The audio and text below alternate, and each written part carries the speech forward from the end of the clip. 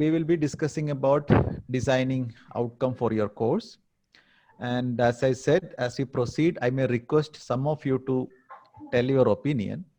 I may pick up randomly from the list I am seeing as participant list. So, and also if possible, have a pen and paper with you. There are some work that I'll be requesting you to do. Okay. First thing that I want you to do is, I want you to think about a course that you are teaching next semester. Okay. And I want you to write one expected learning in the course. So you can take probably a few seconds time, and then I will request one of you to tell what you have written, but write one expected learning in your course. I may request Manisha. Can you unmute your mic? Manisha. Yes, sir. Yes, sir. So can you unmute and then tell what is your response for this question? What do you expect your students to learn in your Hello. course? Yeah. Yes, sir. Tell me, what do you want, one learning that you expected in your course? Something related to practical? No, theory course. Yeah, Next. theory. More like practical, sir. Like everything not in book. Like we expect to be little practical oriented, so that it is very easy to understand. No, I'm not asking about the way that you teach or the way. So one expected learning, a bit more precise with including your subject. What subject do you teach? I teach data structures. Data structure. So in data structure course, Yeah. one expected learning.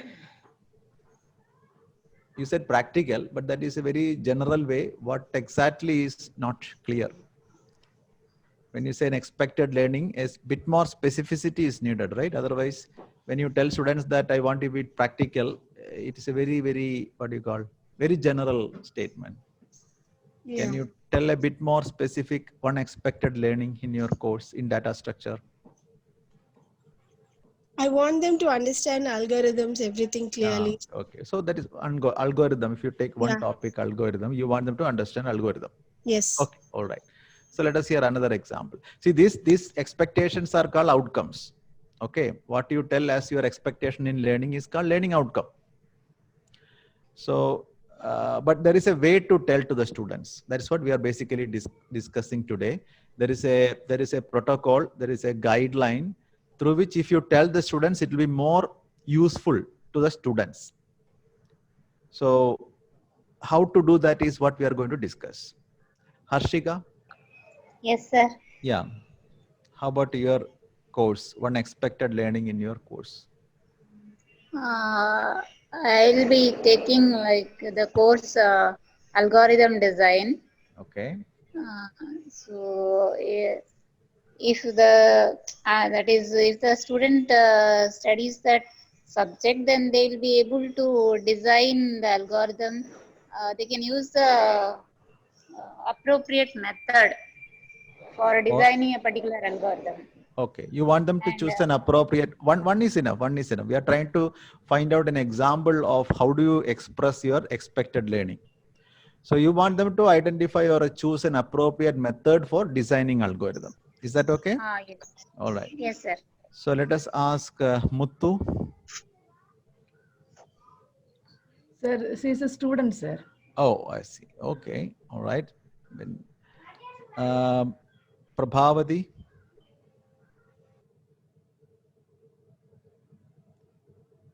Prabhavati, can you unmute and then tell if you are teaching a course, what is that you are expecting your students to learn? See, this course is this question is very important for all teachers. If you don't know exactly what is to be learned, how can you teach, right? You can still teach, but the effectiveness will be very less. But if you know what exactly to be learned, you can teach very clearly. So that is why people ask this question. Ratika ji. Ratika, can you unmute? Yes, Yeah. sir. Yes, sir. Yeah. Sir, at the end of the course, like each course will have objectives, sir. Mhm. So if I could achieve the objective, then that will be the expectation from the course, sir. Like Right. I want a specific example for your course. What course you teach? so, for example, I take computer programming. So tell me Okay. one expected So- learning in that course. So, for example, I am choosing the topic called selection statements. Okay. Okay. So at the end of the course, at the end of the particular topic, I will be giving some questions or any kind of assessment I will give to the student, and I will just No. let. So the question is what you expect them to learn. So what teacher is giving or telling is not, we are not asking that. You're asking what is that you expect the students to learn in that course.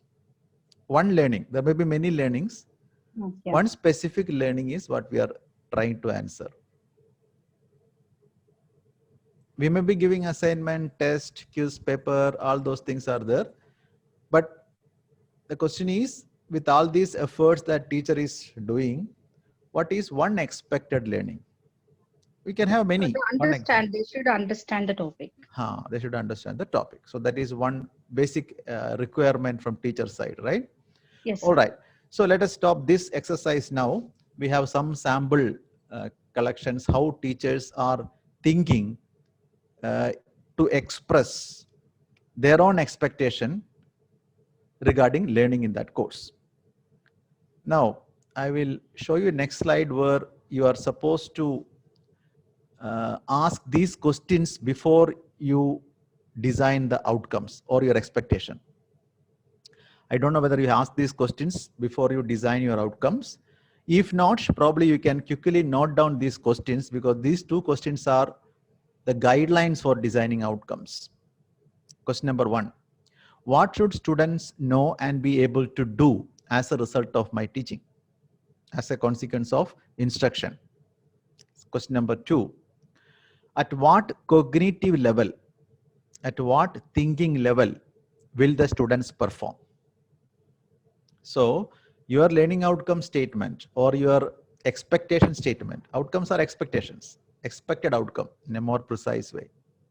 That statement must answer these two questions. If it answers these two questions, then the outcome design is proper. If they are not answering these two questions, then the outcome design is not proper. So I want you to note down these questions first, because as we proceed, we are going to use these questions to design outcome for your courses. Question number 1, as a result of my teaching, what the students will be able to do. That should be very clear.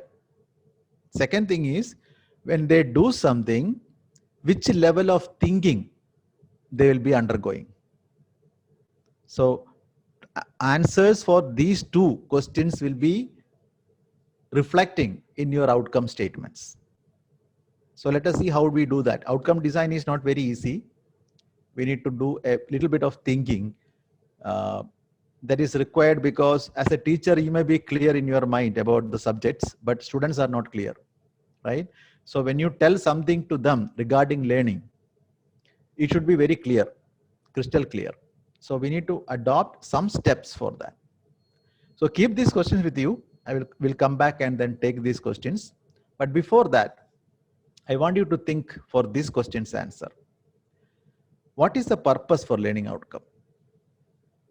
I want you to think about this question for yourself. From teacher's point of view, what is the purpose of writing this outcome for the course? Every teacher is writing outcome for the course. From teacher's point of view, for teacher, what is the purpose? So take a minute, think about it. You can write down something. I will request some of you to, can you unmute your mic? Yes, sir. Good afternoon, sir. Yeah, good afternoon. I thank the organizer for the wonderful sessions for past 2 days. And this session is also very interactive. It is nice to hear, sir. Hello. Yeah, go ahead. I'm waiting for the answer for the question? What is the purpose for learning outcome from teacher's point of Sir, view? from the teacher's point of view, if the learning outcomes being achieved by the student, automatically from the point of assessments, we'll get the good results from the student, and the objective will be reached. What And is the necessity we have started, that if it is going to be reached, then automatically the assessments which we are going to make with the students will get increased. no, And no, wait, from our point of hold on. So once the question is, when we design the outcomes, right? Yeah. The course is not even started. Yeah. Okay. So there are no students with you. Course did not start. No assessment starts. So Yeah. what is the advantage for a teacher to design outcomes at this stage? We'll get prepared what we are going to do with the students and Okay. how. So that is one answer. I'll take that. Okay. So one answer from Naveen is teacher preparedness. If teachers prepare a set of outcomes, teacher will get a lot of materials for preparing the class, because the target is fixed. This is the outcome that is we are expecting. So how to prepare myself to reach that outcome, to help the students to reach that outcome? So I can prepare accordingly. So that is one advantage for the teacher for designing outcome, because the very specific targets, end result are we are telling. Okay, now let us ask another teacher, Srirama or Srirama? Yes, good afternoon, Srirama. sir. Sri Yeah. Rama. Yeah, tell me, Rama. Yes. So by writing my outcomes, it may improve my quality of my teaching. How? Without writing, so if I don't write my outcome, I'll not know what the students need to get out of my subject once they complete my semester or once they complete my course. I'll Right. not know what outcome they'll take. So before that, if I write my outcome, so I'll know that outcome I have to reach. So that So way I can improve my teaching. how you did not tell how the teaching will be improved. You're telling that it will be By making one answer preparing was by ICT tools, like any tools I can like before comparing before semester teaching and this semester teaching, I may improve by way of expressing my teaching, like the way of delivering this the lecture. Choosing a right teaching method. Yes. Okay, so that is another. It is close to what Naveen said, but it is one aspect. Another aspect. I will be able to choose a right tool for teaching if I know the outcome, because different outcomes can be achieved by different tools. Okay. Another one more answer, Sushama. Sushama, can you unmute? Yes, sir. Good afternoon, sir. Yeah. Sir, it's like I know where I have to reach, then it will set a path for me. Right. So again, coming back to Naveen's answer. The outcome, I can't, I don't know where I'm going, sir. Right. So what way it is going to help teaching?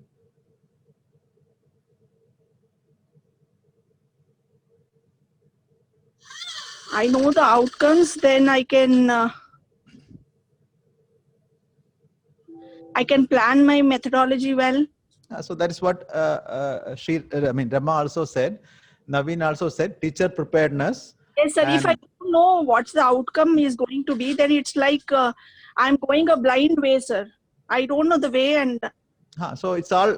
All the answers, all the three answers are essentially leading to teacher preparedness. Yes, sir. Okay. All right. Any another way of helping teacher? Dharmaraj, do you have any other aspect to share?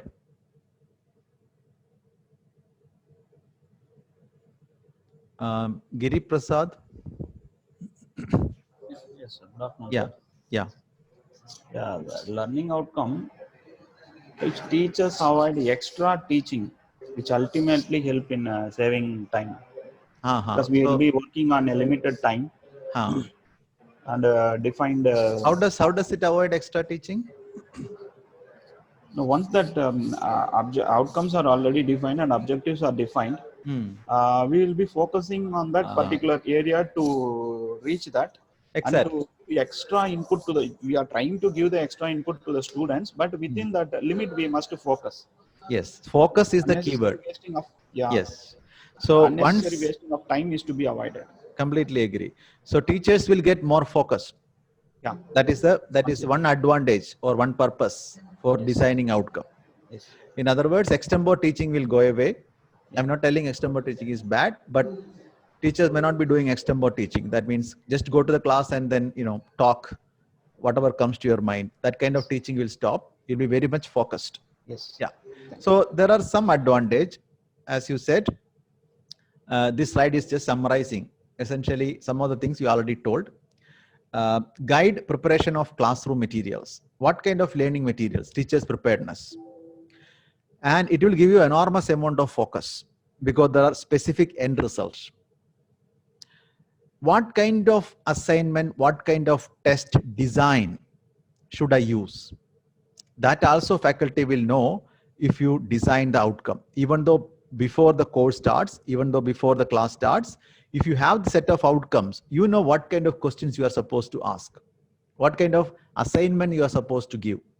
So all these guidelines helping the teacher to prepare himself or herself in a much better fashion if you have a set of outcomes with you. Now let me ask you another question. Teaching learning is a two-way process, right? So if teachers are getting benefited, as you said, what is the benefit for the students if they know these are the outcome for my course? So the next question is, what are the purposes for learning outcome from students' point of view? So take a minute or few seconds. I will request some of you to share your thoughts.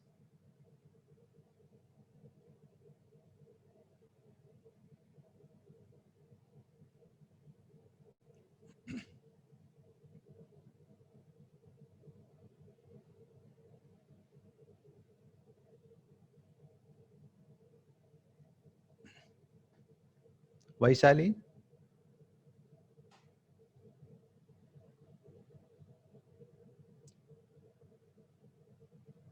Vaishali, can you unmute your mic and... Okay. Senthil?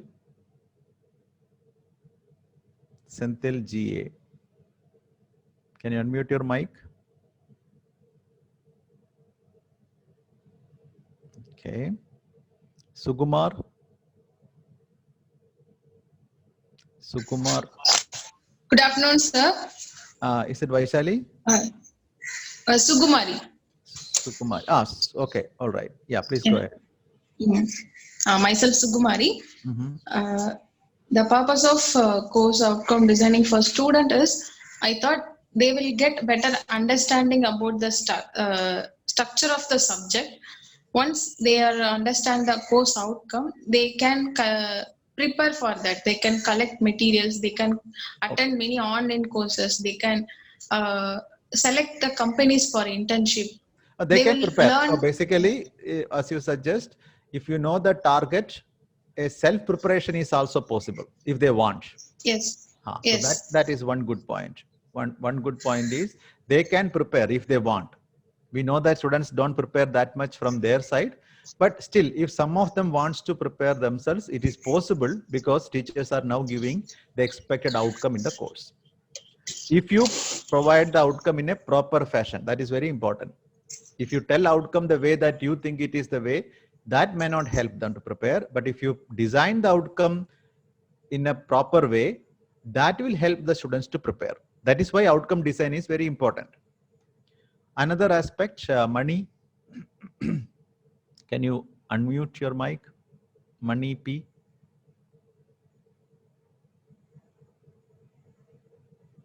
Okay. Selva Lakshmi. Can you unmute your mic? Okay. Alex George. Are you there?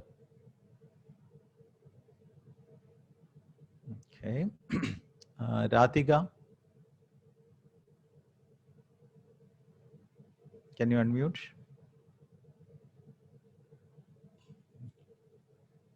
Vinod S. Are you listening now? Radhika is telling something? Yes, sir. Yeah, please go ahead. I hope the learning outcome will, it's like a plan, like if you have a learning outcome, then only we can actually achieve what we are, what we have actually planned. No. So we need to be a bit more specific, saying that which way it is going to help the students. So one teacher told that it help the students to prepare themselves. That is one specific aspect. Yeah. Like that, as you what you said is correct only, but I'm looking for specific answers. Right? The question is very specific, right? Identify the purpose for learning outcome in terms of students' point of view. So one specific aspect saying that, okay, this way, this is helpful for student. That is the question. So It may help them to go for a job. Is it like that? Like that? I don't that know. We are discussing. Might, that understanding might help them in their future. So I think there is a misunderstanding here, in the sense, the moment we share outcome to the students, they don't understand the subject. Yeah. They will not have any understanding. They will not have any skill. They will not have any knowledge by just reading the outcomes. Outcomes will give only the structure part or the final results. What are the final goals is what we are telling as outcomes. Okay. So that by reading a set of outcomes for any course, they won't generate any skill or knowledge. Yeah, definitely, sir. So it's just for reading outcome, what they get even is for what they are reading, asking, even for reading, there are some benefits. So they will get an overview of the course. Yeah, that on is reading the outcome. So they will get an overall view. What are the course goals? Yeah. That is correct. Yes, sir. Okay, let us hear one more answer. Vinod, yes. Vinod, yes. Shivakumar. Shivakumar, are you listening now? Jesse. Jesse Ebi. Yoga Lakshmi. It reminds me of the primary school where the teacher is taking the attendance. Prabha, are you attending the talk right now? Can you unmute?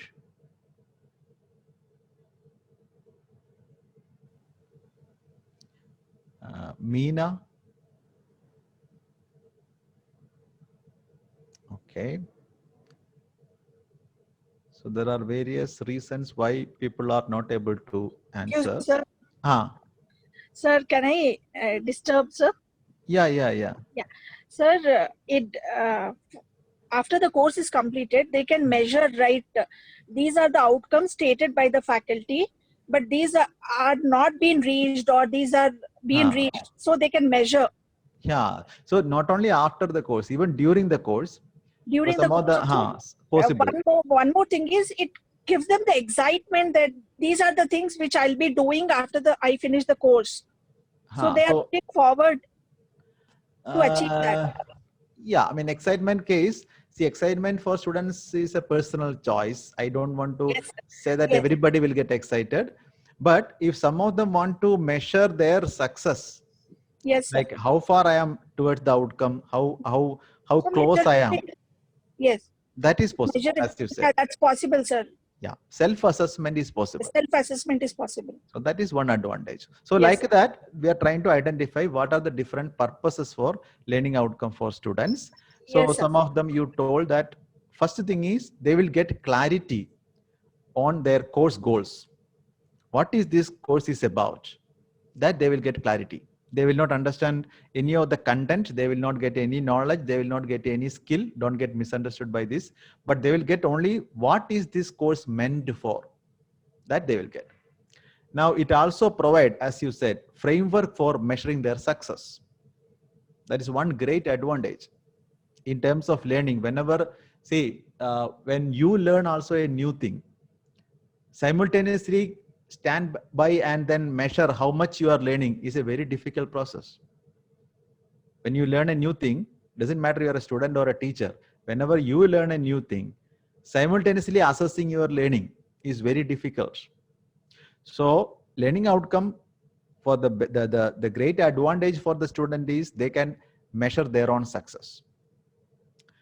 Reducing their anxiety.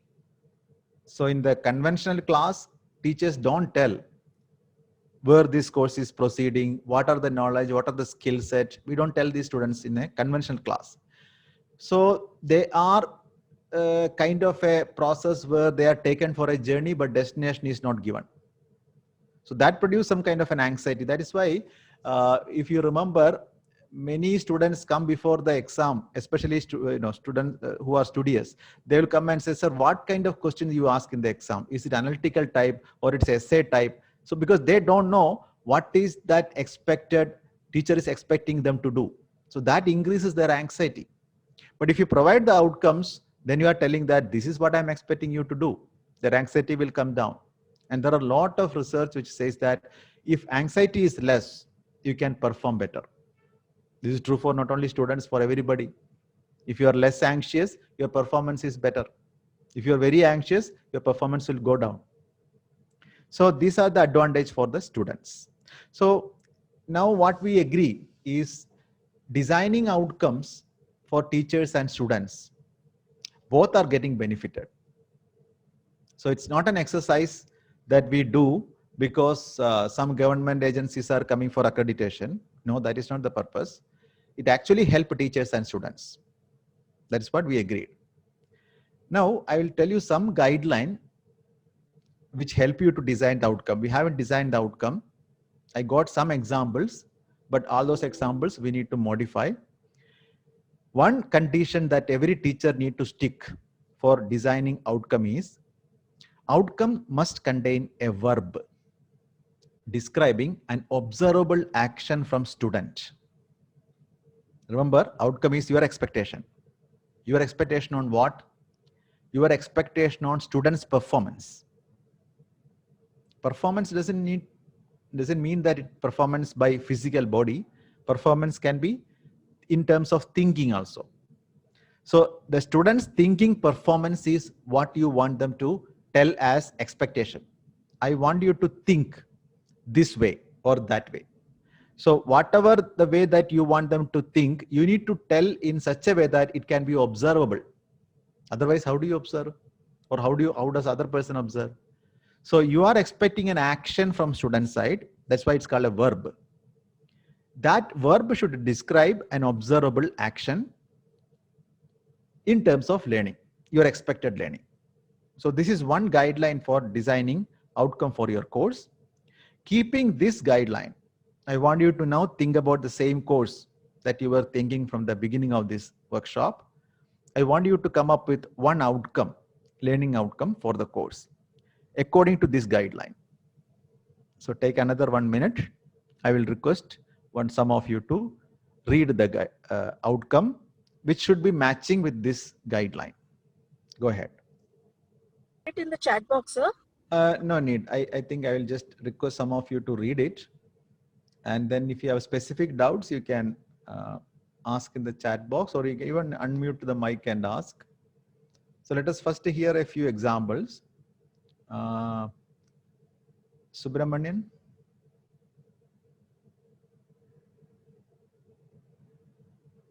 Subramanian, can you unmute?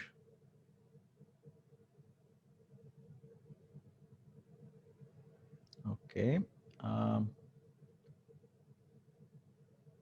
Manisha.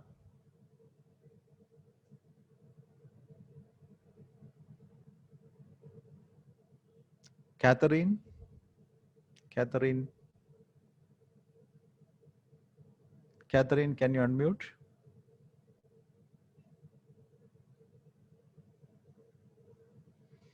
Muthukumaran.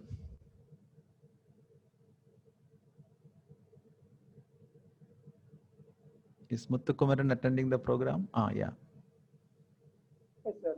Yeah. Can you tell one learning outcome for your course according to this definition?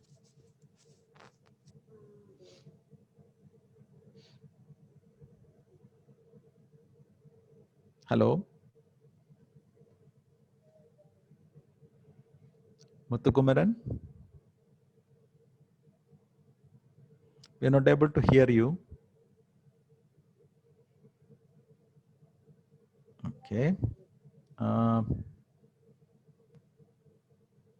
Chandar.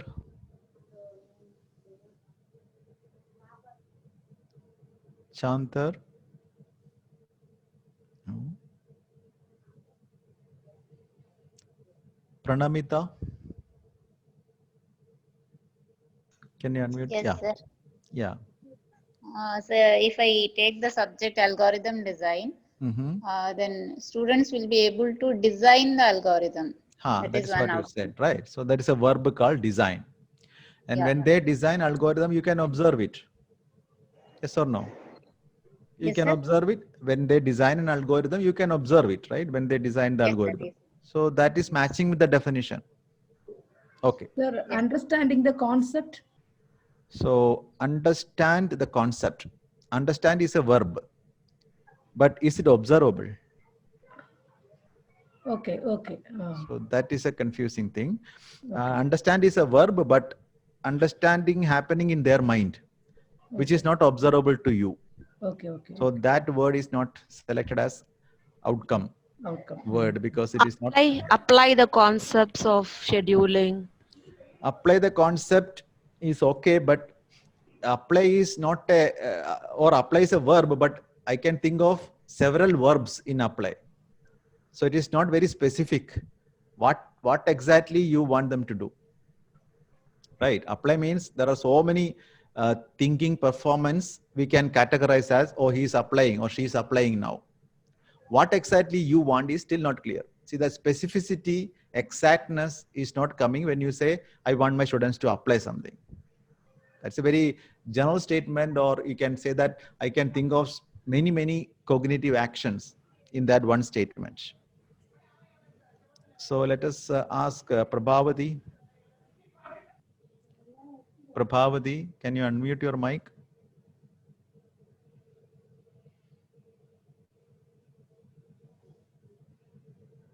Okay. Demonstrate. Demonstrate what? Demonstrate the different memory management techniques. Demonstrate in what way? We can demonstrate in different ways. Which way you want? So demonstration by writing something or coding. So you want the students to just write the code? Yes. Then they'll write the code. So the idea is learning outcome bring a lot of clarity. That's what we said. So what exactly you want your students to do? Why don't we tell that exactly this is what I want you to write codes for these things. So there is a verb that you are expecting the students to do, and that is observable. So make it very simple and straightforward so that they understand what is your intention. What you want them to do should be clear when they read the learning outcome statements. Otherwise, the purpose is not served. Okay, so let us hear a couple of more examples, then we proceed. Santa. K. Santa.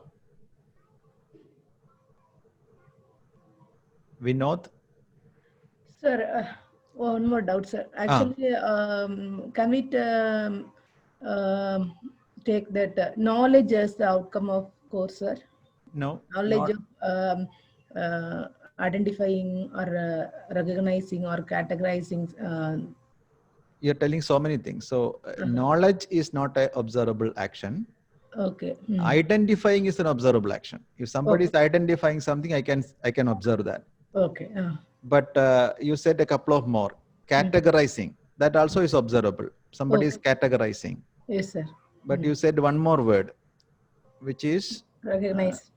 Recognize happens in their mind. Mind. Okay. That you are not observing. Okay. So that word is not accepted as outcome. Outcome. Okay, sir. Okay. Something which another person should be able to observe. Okay. That is a first criteria for guideline. First guideline for outcome design. Okay. Alex George is there? So Meena is there? Excuse me, sir. Yeah. For example. Hello. Modeling a machine, sir. Modeling a machine, for example. Modeling a framed structure. Model a machine, right? Yeah. Modeling a machine or modeling a framed structure in civil. That is possible. That is an observable action. Somebody is model by designing. Basically, model. Are you thinking about a practical thing or a theory? Normally, these are working for theory courses. So, if in the theory course, if you want them to design a working engine structure or a double stroke, or some kind of engine, if you want to design, or any kind of design like a pillar or a kind of structure, if you want them to design, that can be an observable action work. Yeah. Okay, so we need to see that we have expectations on their thinking performance. We are trying to put it in such a way that it is observable to you, to the student, to the third party. Yeah. That is how the first challenge in outcome. That itself is a challenge. And there is one more additional step that we will discuss as we proceed. Sudha, Sudha Vishnuk. This is not complete. Okay, outcome design is not complete. Sudha Vishnuk. Okay. Kavita.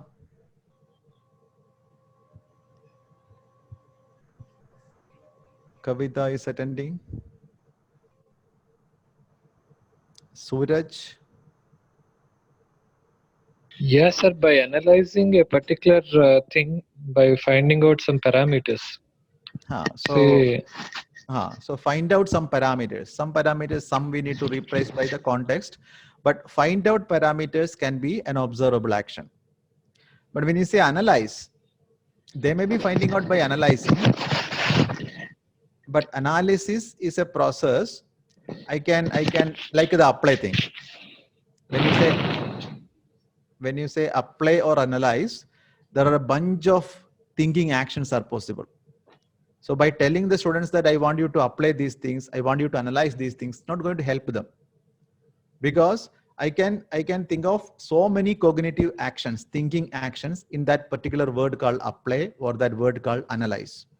But find out the parameter, that is very specific thing. So like that, how much specificity you can bring into the expected learning. That is a challenge. Lavanya.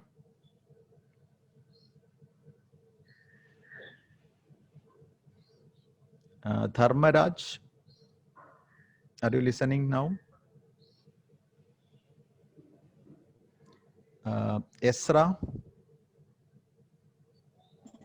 Yeah. Yes, sir. Yeah. Can you calculate? So use some mathematical reasoning to determine a quantity or something. Yes, yes. If you want the students to calculate something, that's a very specific observable action. Yes. Right. So like that, teachers have to first come up with some observable action. Now I will tell you one challenge that every teacher face. Number one challenge in designing outcome. Teachers tend to use these words first. I want my students to understand. I want my students to know the concepts. I want my students to appreciate what I'm teaching. I want them to get an idea. Some teachers say, I want to get them clear idea. None of these things are acceptable as outcomes. What is the problem? The problem is they're not observable. They understand in their mind. They know in their mind. They learn in their mind. But it is not observable to you as a teacher. So only when you observe some performance from student side, then only we can say that now they understood, now they knew, now they are appreciating, now they got the idea. Unless they do that thing, you don't know. That's why outcome statement is very important, that it has to be observable. So none of these things, these words, don't use it. And among this, the most difficult word to remove from teacher's mind is understand. Normally, every teacher will write as an outcome, I want my students to understand the basic concepts. This is a very famous outcome statement and almost useless because the students don't know what to do. What is the guarantee that I understood the basic concepts? What ability, what skill is my teacher looking for? So that teacher will now recommend that the person understood. That is not clear. So understand concept is not a nice outcome. Now this aspect, that means there should be an observable action word is the number one criteria. Now, what is the number two challenge? Now you realize that there should be some kind of a verb which is to be there in the outcome design, right? So now, number two challenge is how do we choose this verb? Is there any technology? Is there any kind of a helping mechanism for the teachers so that they can choose this verb in a proper way? What is the technology? That technology is called taxonomies of outcome. Okay. So next slide is very familiar to you. Everybody knows there is something called Bloom's taxonomy, which it talks about different kinds of levels of thinking. Remember, understand, apply, analyze, evaluate, create. These are the levels that some of the teachers were telling as outcomes. But please remember that these are only levels of thinking. Outcomes are specific actions from student side, not the levels of thinking. Now, when they do these actions, yes, of course, they are in some of these levels. So the next step for you is, when you say that this is the action that you are expecting from students, which level of thinking they will be. Some of you said you want them to design algorithm. Which level of thinking they will be when they design algorithm? Can they do the design algorithm by remembering? Only by remembering. If yes, then they are in the remember level. If can they design the algorithm if they understand the concept of algorithm design in that given context? Yes, then they are in the understand level. Or are they using some concepts and then applying it to design the algorithm? Then they are in the apply level. Or they have a lot of parameters. Now they are trying to find out the connection between these parameters, and then they are designing. Then they are in the analyze level. In some other cases, they may be in a situation where they have to make a judgment by their own, and then they are designing. Then they are actually in the evaluation level. Or they come up with a completely new algorithm. Then they are in the create level. So this design of algorithm can be done practically by any level. So any cognitive action can be done in any level. As a teacher, as a subject expert, your job is, in a given context, when you ask them, which level do you want them to be to do the job, the action, the verb that you are looking for. So if you get that part, that is a second challenge. I want you to do the same exercise. I want you to think about the course. I want you to write two things now. One is what student will be able to do. That is the action part. In the bracket, you write, when they do this action, which level she will be able to think, the level from the taxonomy. So you can say that this is the action that I'm expecting them to do. And in the bracket, you say, when they do this, this is the level of thinking I'm targeting. So these are the levels. So right now, you do this exercise where you find out two things. One is the action and the other one is the corresponding level. Go ahead.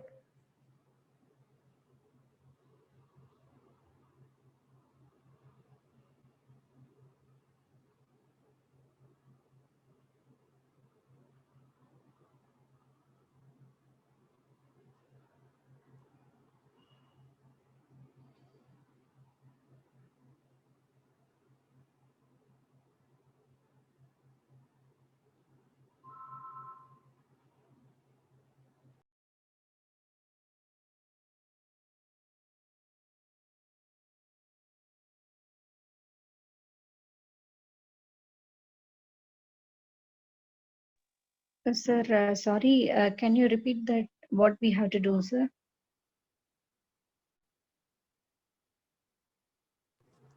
See the screen now.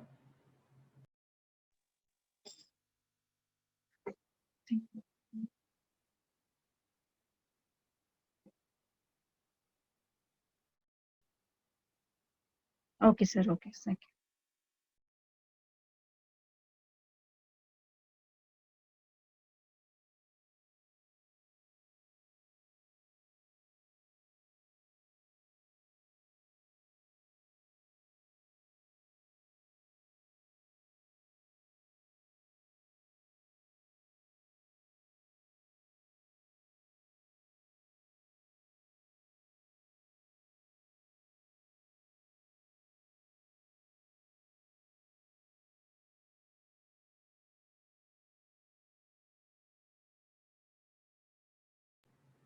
Okay. Let us see Radhika. Yes, sir. I'm working on it. 1 second. Okay, take one few more seconds, no problem.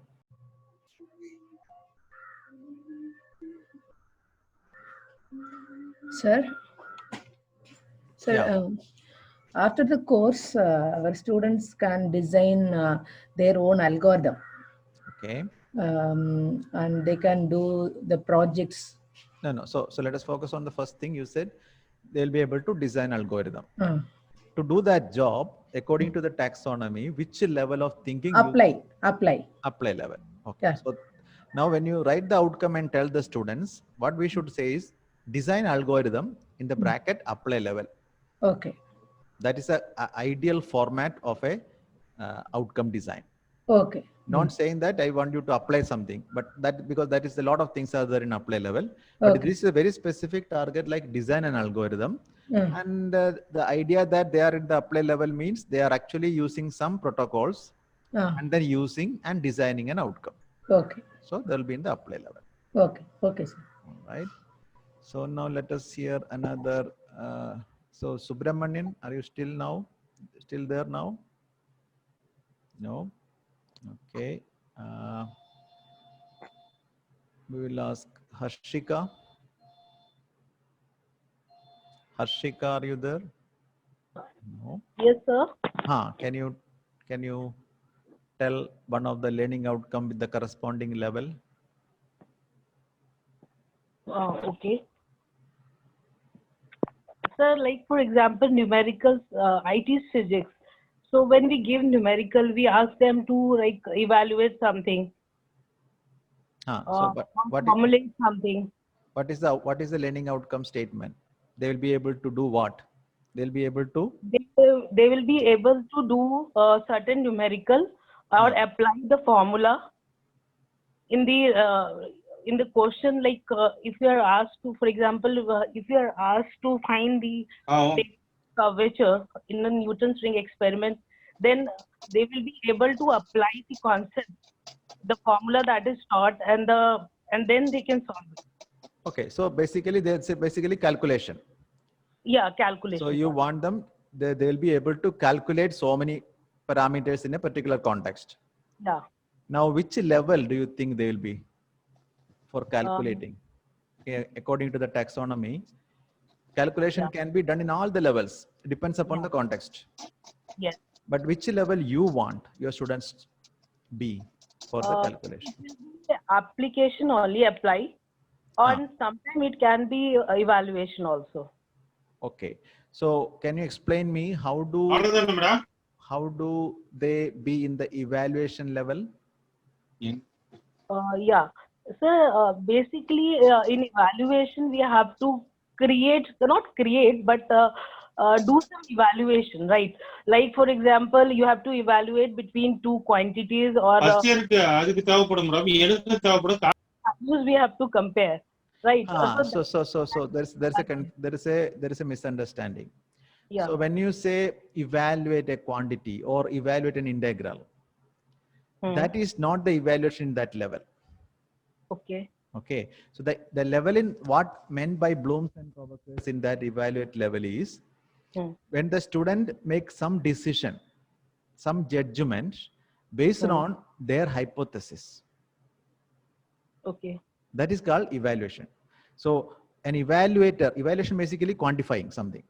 Okay. So they are making a decision, something which is very concrete.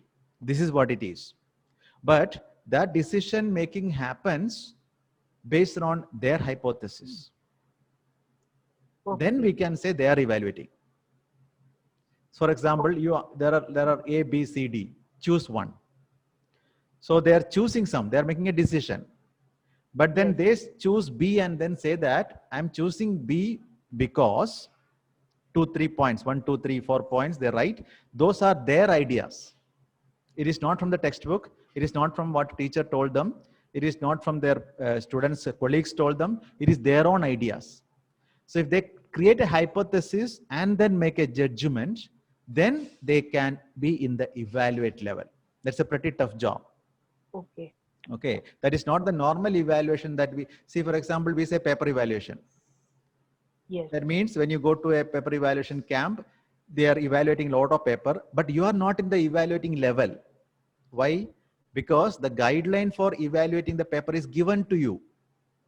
You are simply following that. So you are not evaluating. So that evaluate word can be confusing. Any calculation or evaluation cannot be assigned to that level. Only when they make a judgment based on their hypothesis, we will say that they are in the evaluate level. Okay. Okay. All right. Otherwise, normal calculation can be in apply level. That is possible. Some calculation demands analytical thinking. That's also possible. Anything, practically any levels are possible for any action. So most of them, it is like understanding and remember, because in the first year, students generally they have to understand, remember, and apply. And in the second, third, or fourth, especially in the fourth year only, they are able to create. So there is no guideline like that. I mean, that is probably normally the way that teachers arrange the syllabus or the curriculum. But any level, any student can do any of these cognitive activity. For example, in school, there is a combination of poetry writing, right? Some students write poetry. That's a creative level action. So, oh, sorry.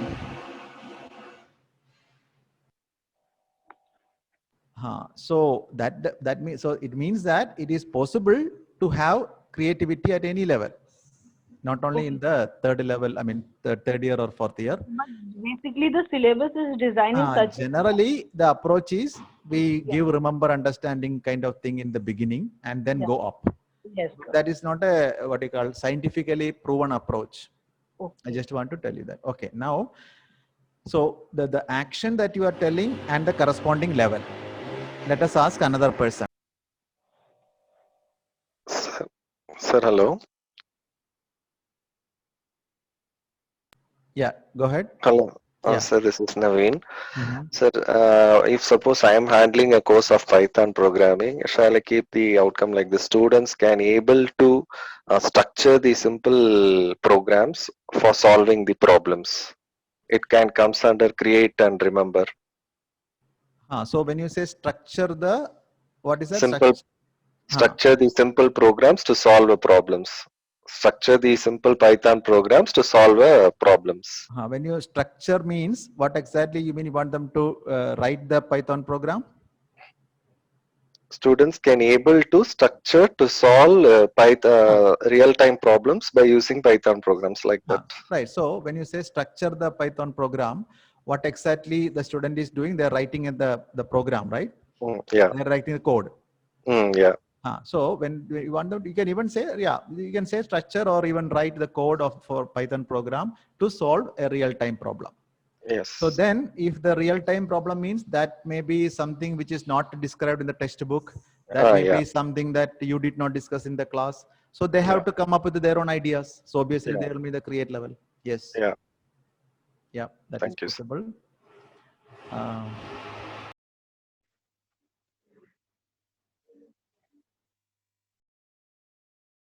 Giri Prasad. Yeah, sir. For the subject embedded system, that outcome, you're able to understand and analyze hardware and software design requirements of the embedded system. So the only issue that I'm seeing here is you used 2 levels. Yes, able to understand and analyze the hardware and software design requirements of embedded system. But the problem is in outcome statement, when you use the level, they are not actually observable. These are the thinking levels. Okay. Outcome should be observable. See, when you say you want them to understand, okay.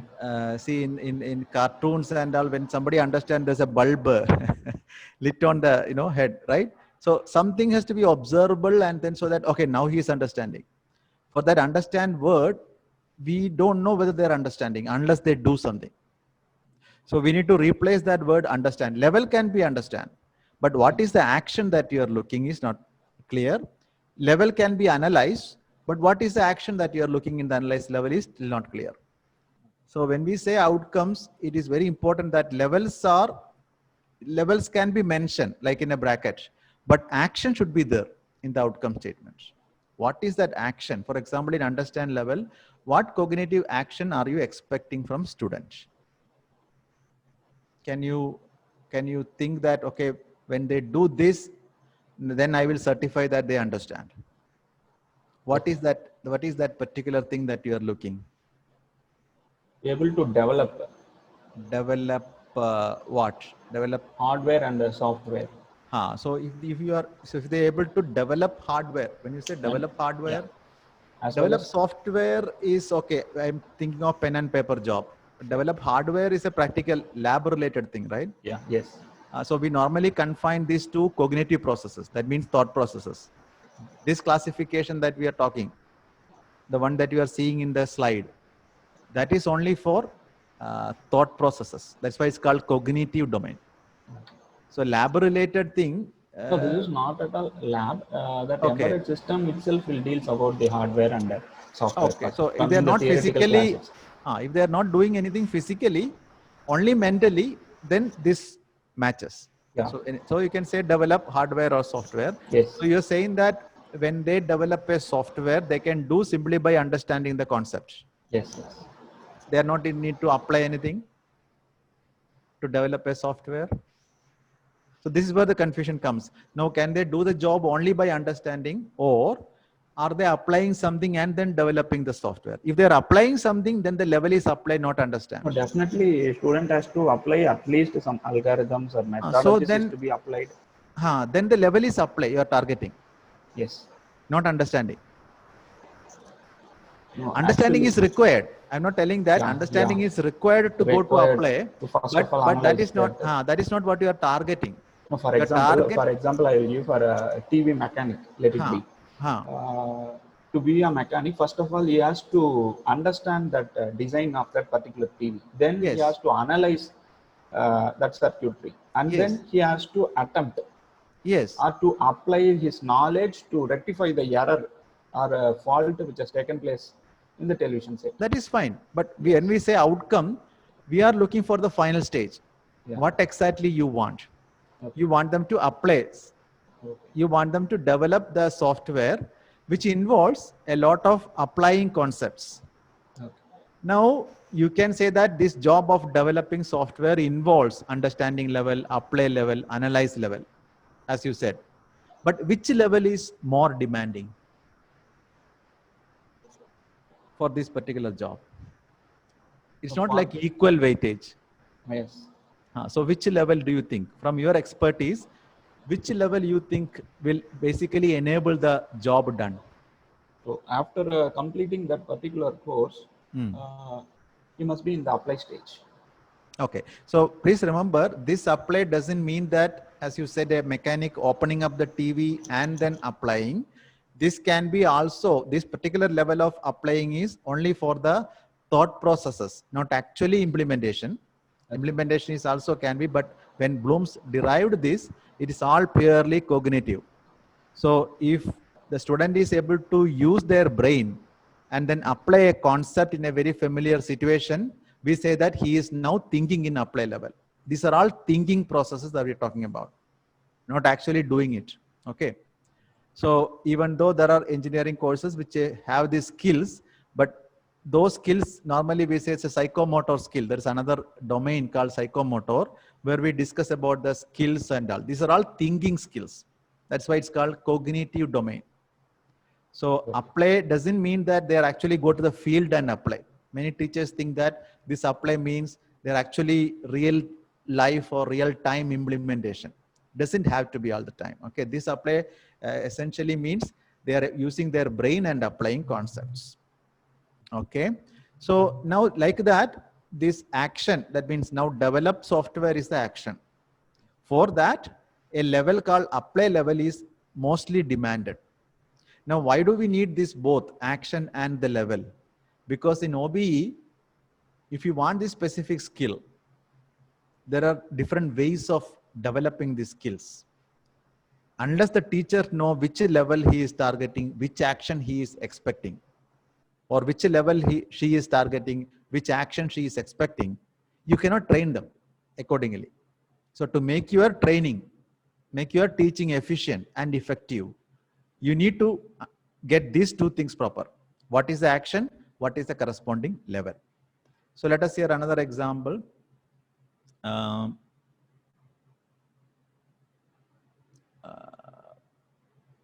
Pranamita? Yes, sir. Yeah. Can you know any topic sir, that you can select from your course? Course algorithm design. Concepts they are learning how to design the algorithm. Various concepts they are learning. Those concepts they should be able to apply to different problems. Right. So for solving different problems, and also they should be able to analyze which algorithm. Hold on, Pranamita. So we are talking about so many outcomes. In this particular session, what we are trying is how to write one outcome properly.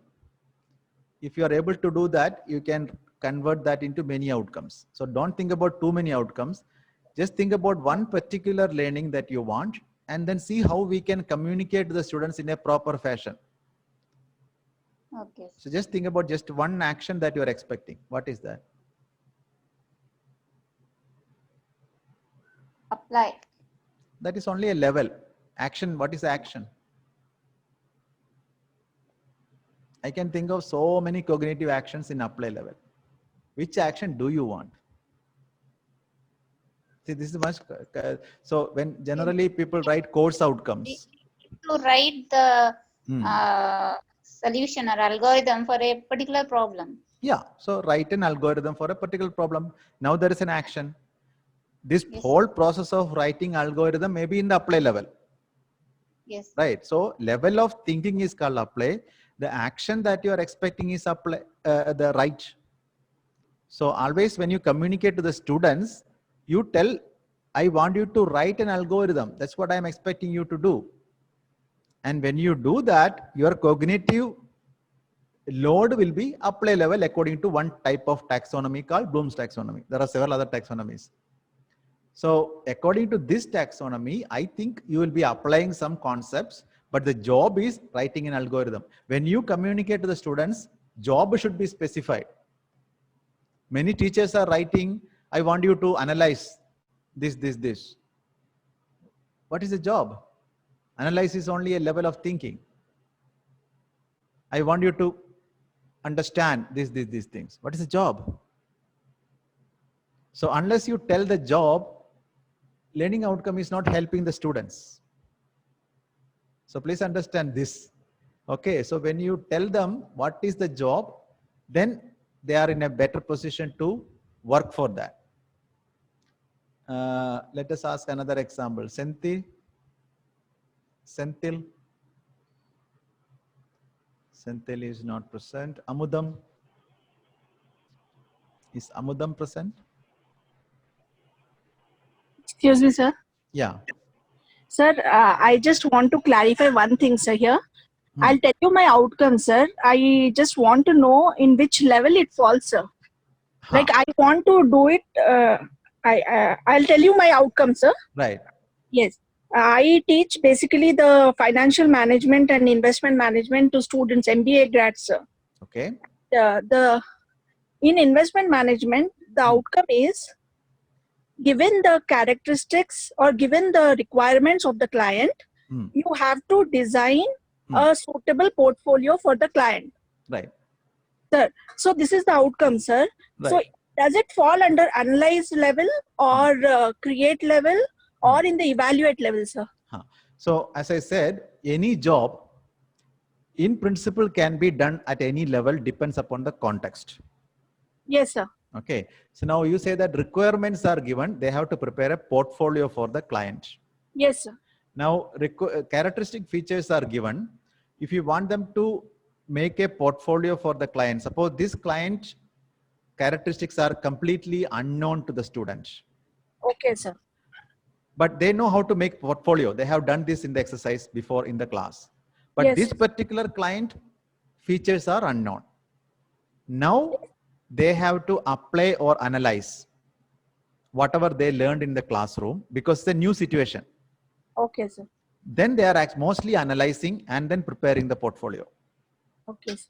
Now take another scenario where the client comes, but the situation is very similar to what you told in the class. So they can simply apply. Okay. Now think about another example where the exact problem you ask them to do, make a portfolio, the same problem you have done in the class. They can do by remembering. Yes, sir. So that's why practically any job can be done in any level, depends upon the context. Okay, sir.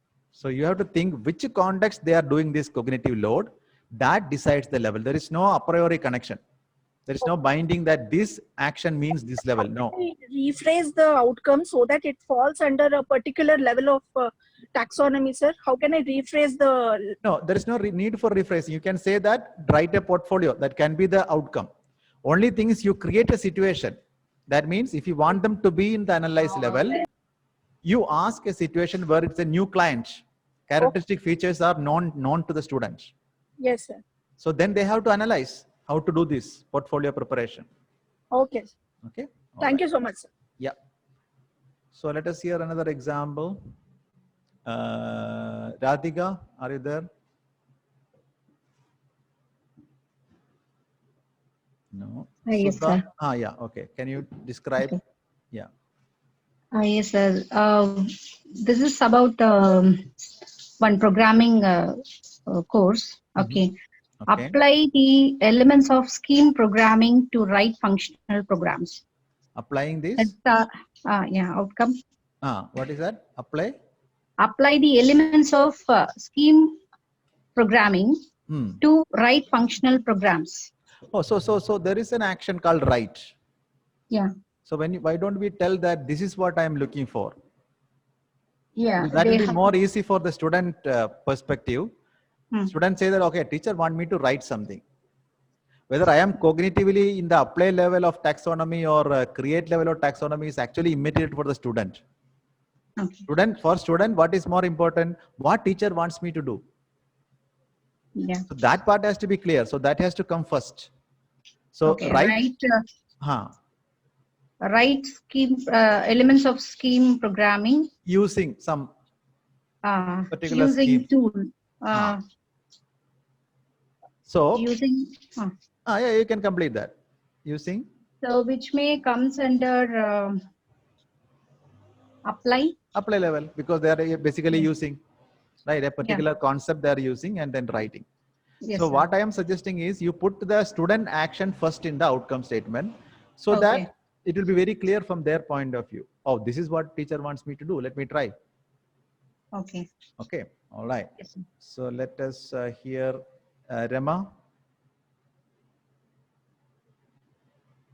Sri Rama.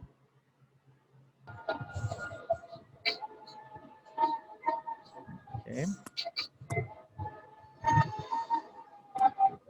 Vaishali, are you there? No. Sir.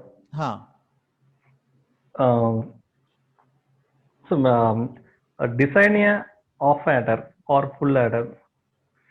Design a off adder using this Ohm's law or something law like that. It comes under apply. Can we? Whenever we say design something using some concept, using some laws, then it automatically go to apply because they are using some concept, some protocol, some guideline. So they are in the apply level. Okay, so coming to the create taxonomy creation.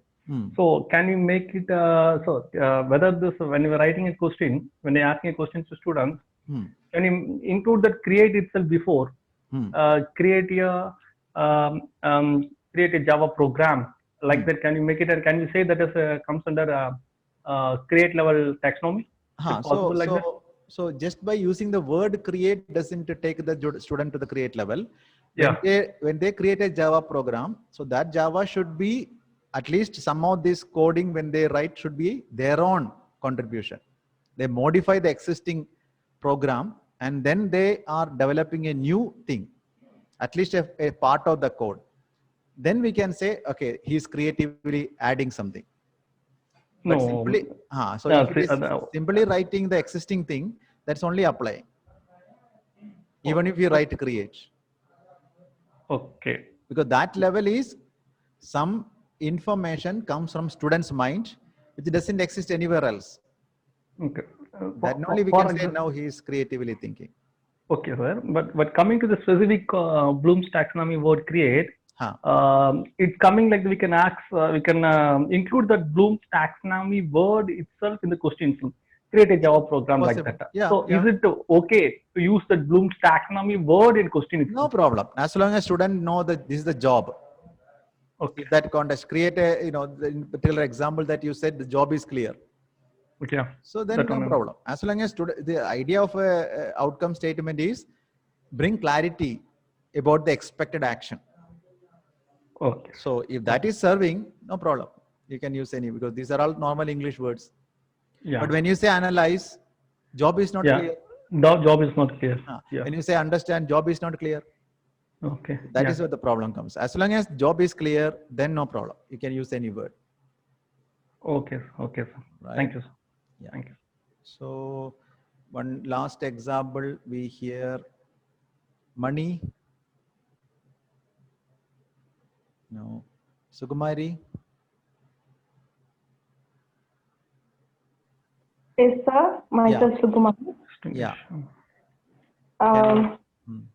I'm creating a CO for biotechnology subject. Okay. So I'm created the analysis level. Okay. Because that is in a 7th semester subject. So protein engineering. Okay. CO is analysis the function of particular proteins in a disease pathway. So again, we are using the levels name here. Analyze the function of a protein in a particular disease pathway. Yes. What exactly student is doing? Analysis is happening in their mind. Can you tell me an observable action when they analyze the function of the protein?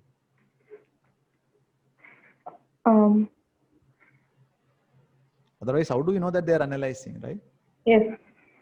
So this question will come back to the teacher. How am I sure that they are actually analyzing? So when they, okay, he's doing that, that means they are analyzing. What is that action?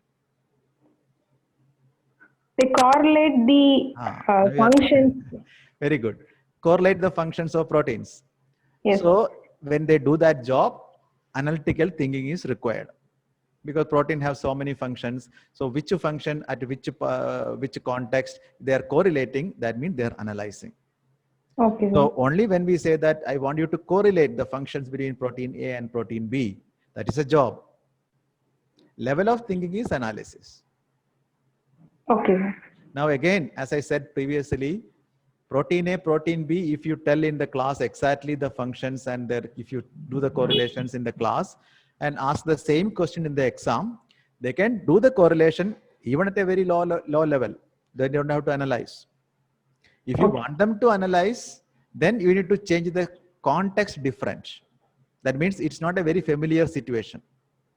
They know how to correlate functions, but they don't know this protein A and B. Then they have to analyze. So you have to create a situation in which it is unfamiliar. Yes. Then only analyze starts. Okay.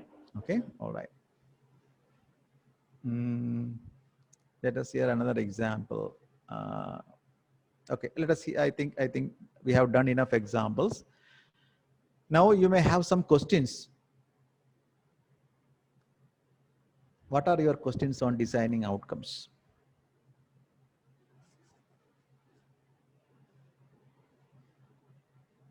You have asked some questions, but many of you may have more questions about. Yeah, one by one. Hello, sir. Yeah. I am Dr. Sivakumar from Karpagavinaga Engineering College. Okay. Suppose we are going to frame a course outcome in undergraduate level. Right. Is any learning level limit is there, or up to we go with this level 5 up to 5 or 6? Okay. So undergraduate. So that's why I think some teacher was. Yeah, in undergraduate level, suppose I am teaching in anatomy and human physiology. So it is undergraduate program of one courses, BA Biomedical Engineering program. So having one courses is anatomy and human physiology. Suppose I am going to describe of a course outcome. So any level is there to framing the course outcome in upper limit for undergraduate. So the answer is no, but you have to be careful in implementing that no. Are you working in an autonomous institute? No. I am affiliated. So when you are working in an affiliate institute, the problem is upper limit is already determined by the university. In the sense, university may or may not tell you the upper limit, but indirectly, university has been telling you through their end semester question paper. So in human physiology and anatomy paper, if you take the question paper from the university, and see the kind of questions the university asks, you can figure it out the level that university is actually targeting. Okay. That is, I mean, previous semester question paper. Yeah, I mean, for the past 5 years or 10 years, you can say there's a trend will be there. Okay. So it means that if you want to go above that level university fix, then practical difficulties will come because students may not be very much interested because they don't see a purpose. So this is a practical issue with the colleges affiliated to the university. You can see that many of the questions may be in the apply level, understand level from a university point of view. So those are the levels that practically you can target. Okay. Okay. Yeah. Okay. Thank you, sir. Yep. Other questions?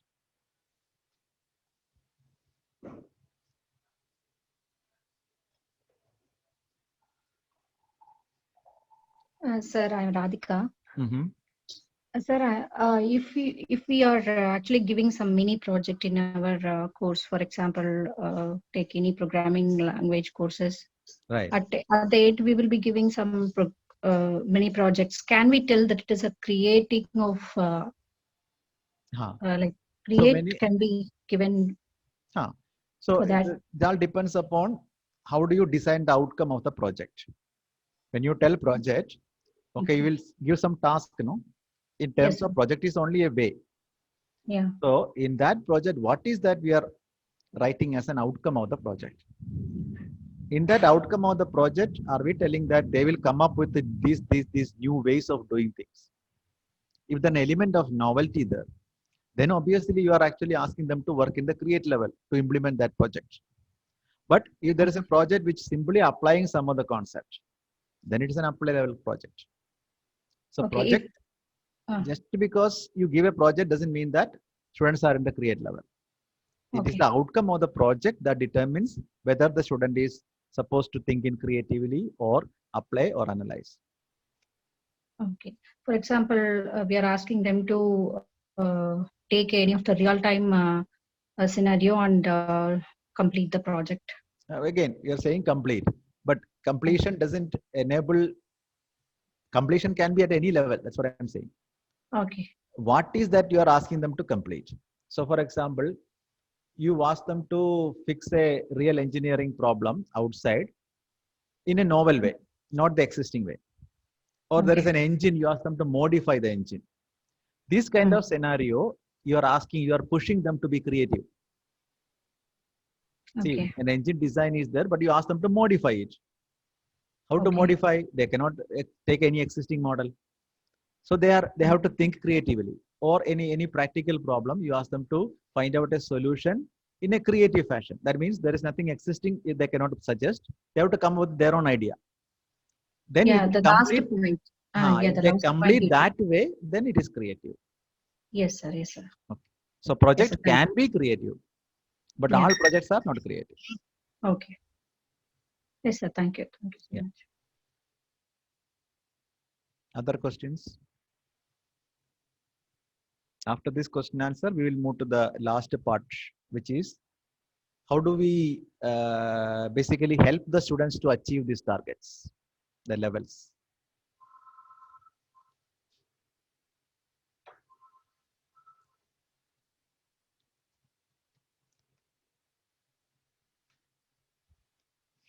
Other questions? I received only 2-3 questions.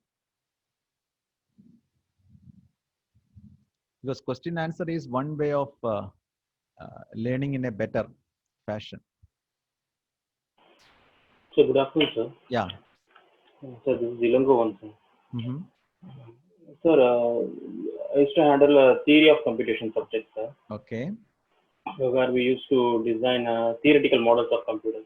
We have abstract machines like finite automata, push-on automata, Turing machines like that. Okay. After second unit, we used to have some machines like finite automata, PDA, Turing machines like that. And so we used to write the course outcomes as design a Turing machine or construct a push-on automata. Like this, we used to write.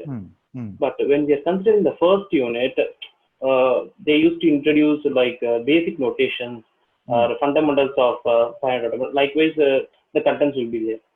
So for that, we normally used to write the course outcomes as students must be able to understand the, as you said, it must not be used, right? They must be able to understand the basics of so and so. Likewise, we used to write that the course outcome for the first unit. Right. So how can we rewrite that? Because you want to notation, replace understand, right? Yeah. So this slide, please read this slide.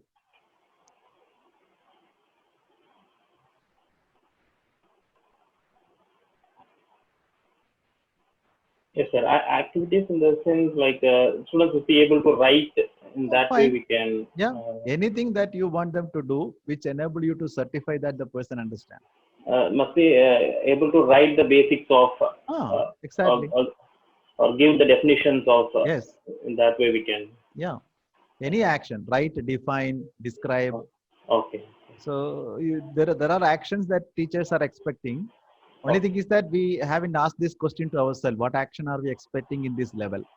So if you ask yourself that some action that will tell that, okay, they understand this concept. That's why they are able to writing these things or explaining these things or describing these, right? Yeah. Fine, sir. For that particular keywords, we used to have confusion. Yeah. There are so many outcomes people write understand. Yes, sir. So we used to do. So, thank you. Yeah. Other questions?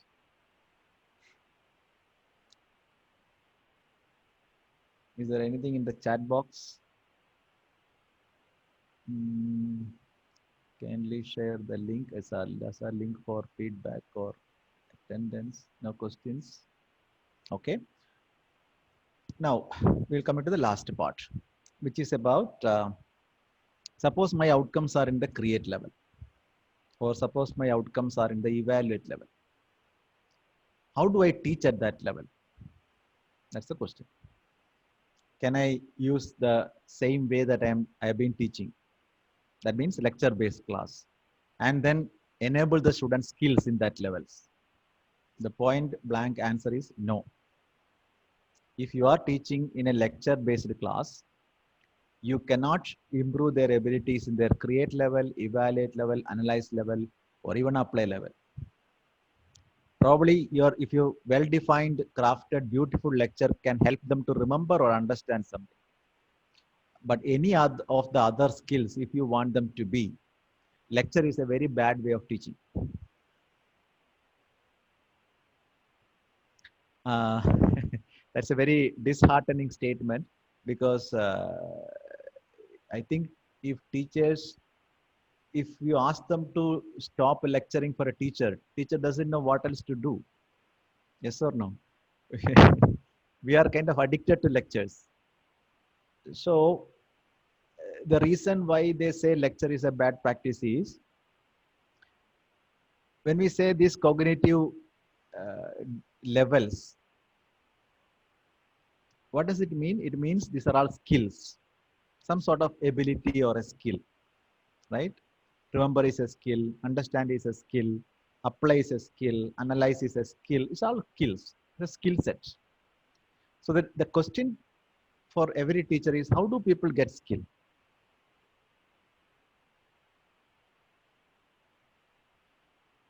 How do people get skill? People get skill by practice. That is the only way. So if your outcomes are in the create level, are you practicing them or are you allowing them to practice creative thinking in your course?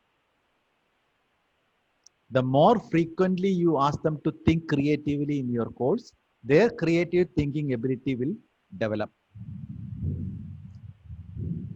If your outcomes are in the analyze level, how many times they are actually analyzing in your course, during your course? Every class, can you ask something to analyze? Then their analytical ability improves. So if you want your outcomes to be achieved by the students, and if you continuously lecture in all classes, where do they get the chance to use these skills? Only when they go for the exam. In 1 day exam, 3-hour exam, they used to analyze or evaluate or create, nothing is going to change much in the brain. So the entire teaching strategy has to change.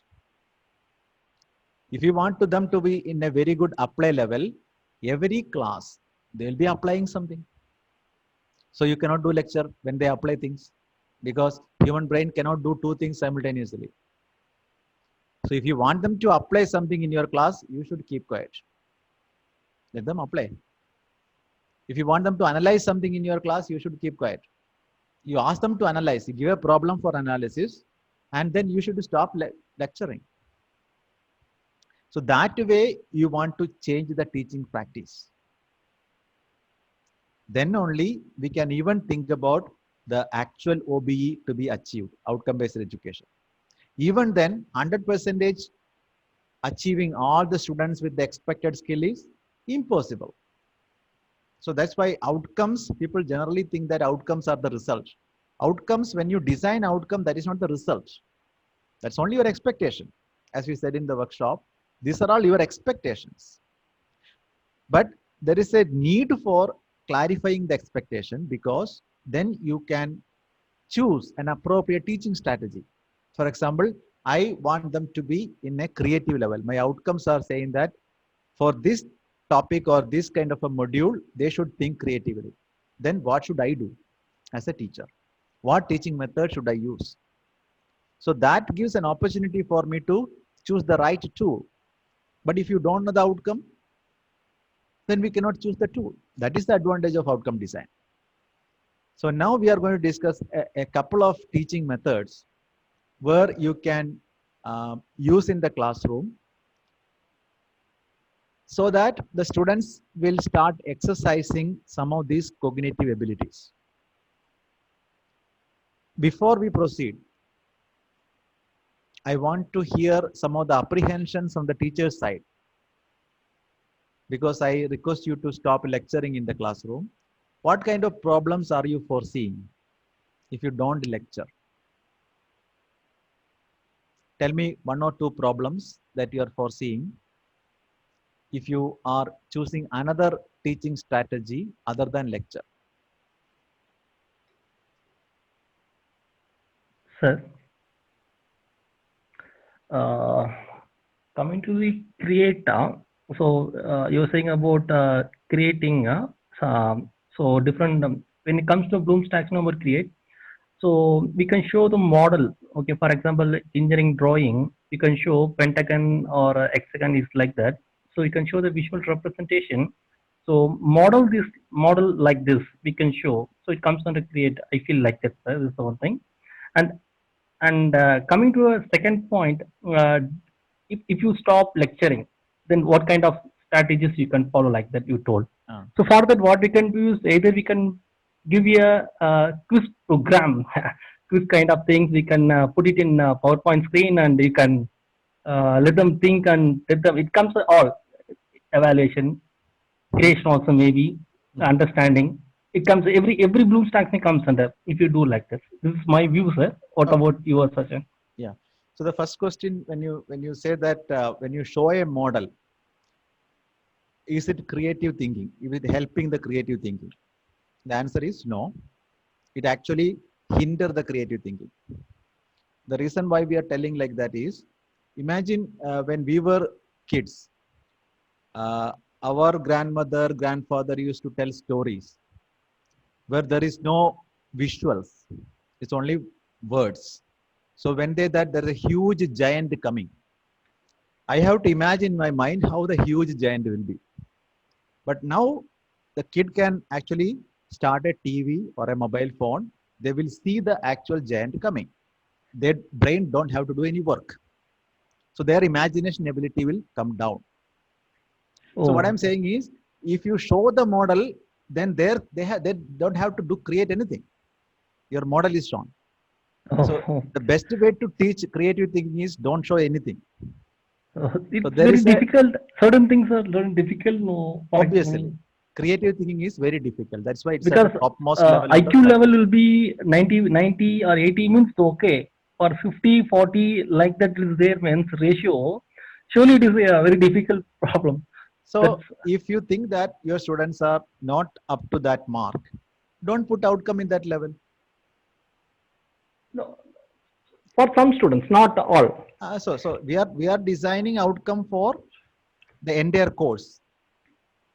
Okay. So we are deciding that if you are enrolling for this course, these are the outcomes, and our aim is maximum number of students should reach that outcome. Okay. So don't focus on 1 or 2 students with a very high IQ. We are telling that if you are enrolling for this course, our idea is to enable all of you to this particular outcome. And if you are saying that my students, first of all, the question comes, how do you know whether you have tried any of this in a systematic fashion to tell that their imagination abilities are good or bad? Normally, we don't. After successive 2 semesters or 3 semesters, not for. Right. But all those semester examinations are either apply level or understand level. I don't think we really ask creative questions and then see what kind of answer they are giving. In an examination, why we are not asking creative level questions is, if I ask a creative level question to 10 students, I can in principle get 10 answers. Yeah. Because we cannot say that you think creatively only this way. So in a university exam, we restrict the number of open-ended questions, mainly because of the difficulty in assessing. Every answer can be different.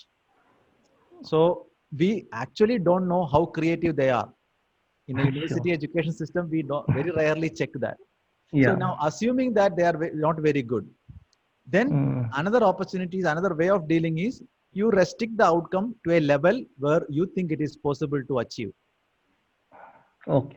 Okay. So there are different ways of dealing the system, but if you show them something to do, then their ability to come up with their own ideas will reduce. Okay. All right. Okay. Okay. Thank you. All right. Any other question? Okay. So we are saying about reducing the lecture, right? So for reducing the lecture, what is the apprehension? Sir, excuse me. Yeah. So ask any one of the students to come forward and so let me show some diagram representation or something else. And the student has to deliver the particular thing, and the remaining students has to draw or something they picturize by the student what he is delivering. Right. So that is the one way of engaging. So we can any kind of learning activity, if you design in the classroom and ask them to do, that is actually good. for them to be engaged in any of the level. Depends upon the level. It can be apply level, analyze level, but you need to put that activity in the classroom. So Yes, I'm going to tell now one way of teaching. Some of you might have heard about this. It's called flipped class. Okay. It can be done online. It can be done offline also. How to conduct this? So I will show a slide in next 1 minute. I want some of you to explain the difference between flipped class and conventional class. That is essentially giving in that slide. Here is a slide. So Prabhavati, if you can tell the difference that you understood between a traditional classroom and a flipped class.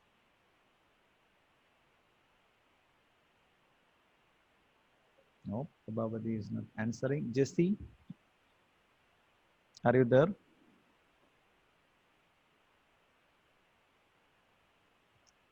Sushama? Yes, sir. Yeah. It's not audible, sir. So can you tell me the difference according to the slide that you are seeing now?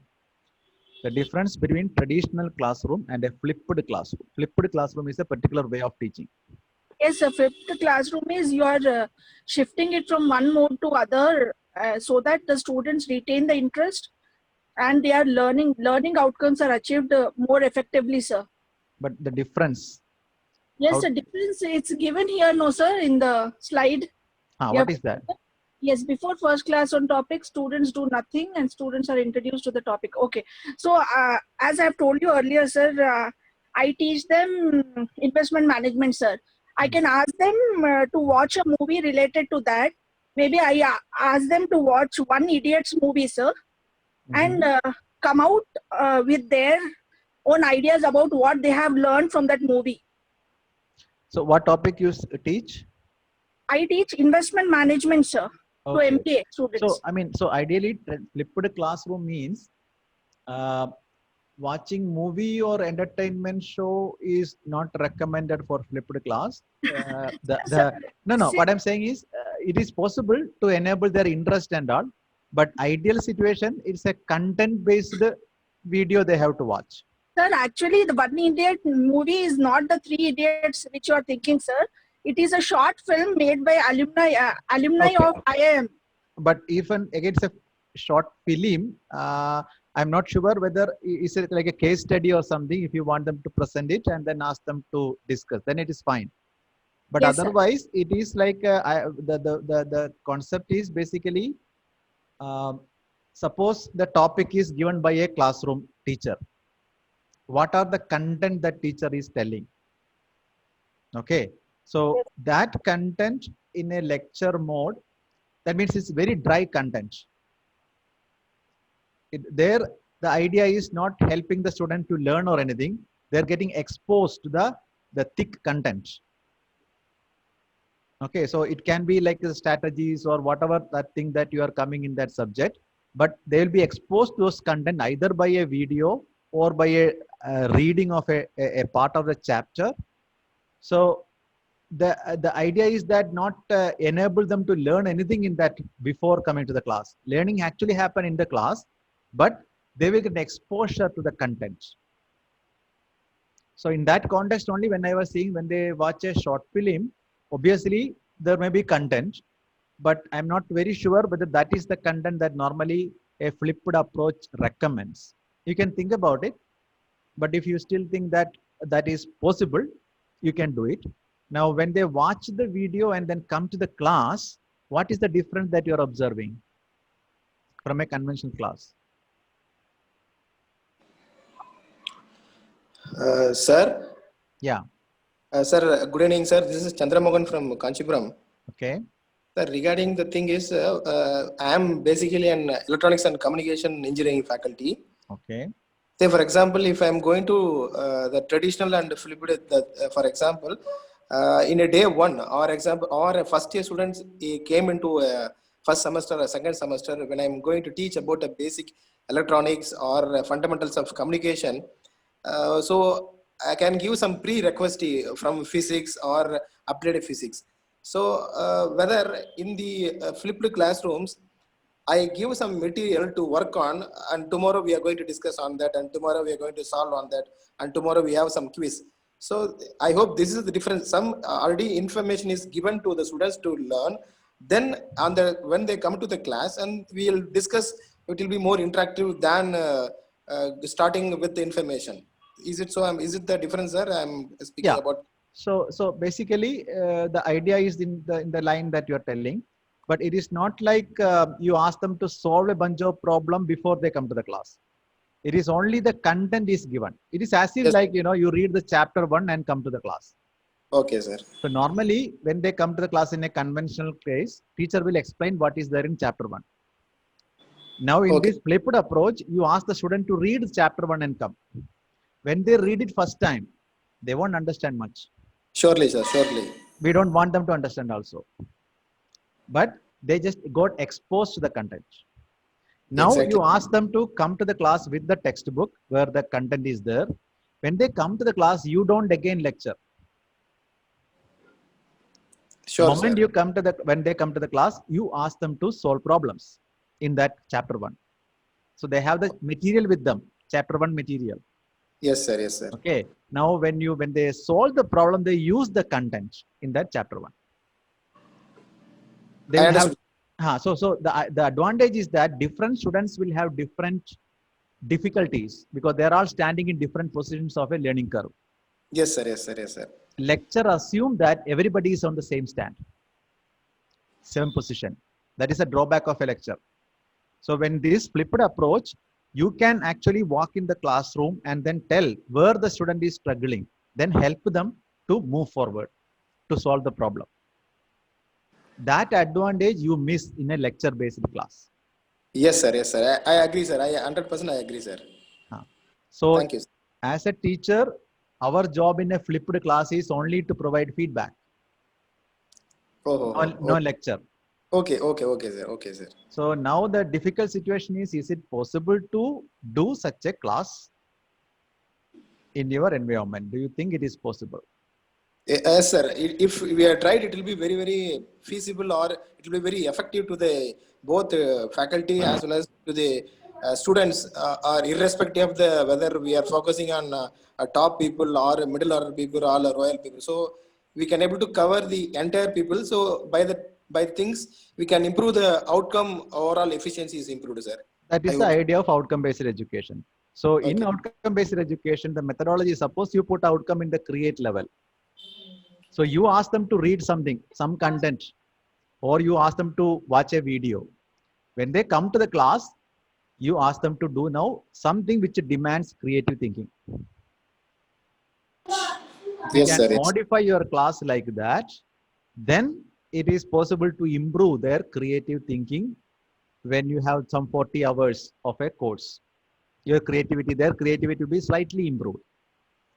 Wherever they are in the beginning, by the end of their course, they'll be uplifted. That is the idea of outcome-based education. I agree, sir. I agree, sir. Thank you, sir. Yeah.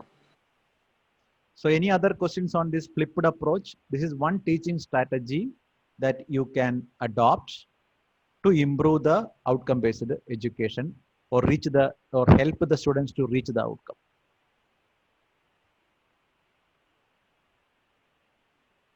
Any other questions?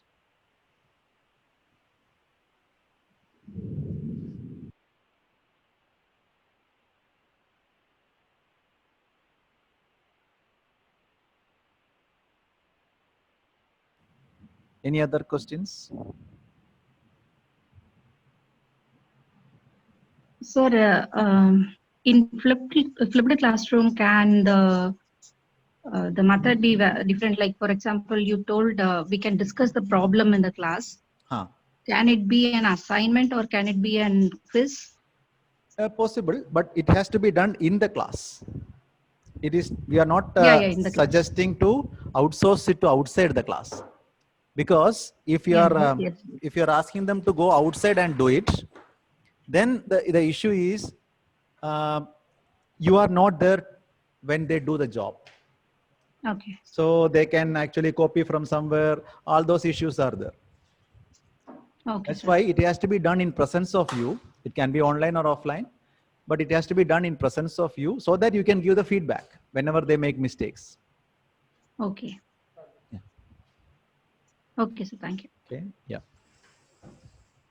So it's very important that if faculty really want this outcome-based education to happen, they should not simply write this, what you call course outcome, program educational outcome, all these things and put it in a box, nicely cover, seal. Nothing is going to change. If you really want to change make the outcome, then you need to bring the change in the classroom. How do we teach? So that's why if you can, some of you, there are this method, what I have shown is only one method. There are hundreds of teaching methods. I'll show you a slide where you can see that. These are all different teaching methods. So it is not that there are no teaching methods. There are so many teaching methods. But unfortunately, our teachers are not trained for this. That is the problem. So if we can get training from some centers and then implement these things in classroom, then outcome will come. See, outcome is, if you choose the right process, outcome is a natural consequence. If you don't change the process, how outcome will change?